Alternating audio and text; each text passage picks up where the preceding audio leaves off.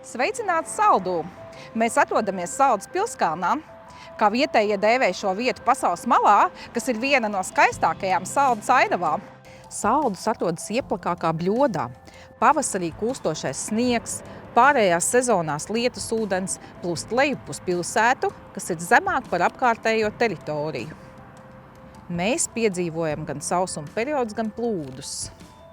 Caur pilsētu plūst Cieceres upe, kas ir galvenais pilsētas ūdens noteces punkts. Lai meklētu gudrus risinājumus ūdens atkārtotai izmantošanai, risinātu plūdu problēmas un pielāgotos klimata pārmaiņām, Saldus kopā ar Kurzemes plānošanas reģionu piedalās Baltijas jūras reģiona programmas projektā Waterman. Ar projektu mēs gatavojamies risināt lietas ūdeņu problēmas, respektīvi stipri lietas gāžu laikā Saldū vairākas vietas applūst. Un šis ir viens no rajoniem, kur veidojās šī problēma. Tātad mums ir Striķu iela, pa kur lietas ūdeņi tad plūst uz leju.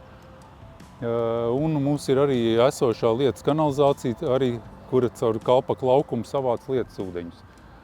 Projekta mērķis ir tātad pārtvert šo Striķu ielas ūdeņu plūsmu un savākt lietas ūdeņus no esošās lietas kanalizācijas un uzkrāt viņus šeit plānotajā rezervārā. Tālāk jau ūdeņus no šī rezervāra mēs plānojam izmantot Strūklakā, kur plānot ar laukumu otrā pusē. Lietas ūdeņus, kur uzkrāt rezervārā, pirms izmantošanas speciāli sagatavos un tālāk jau izmantos Strūklakā. Papildus no rezervāra ūdeņus būs iespējams izmantot arī augu laistīšanai un arī pieguļošo ielu laistīšanai.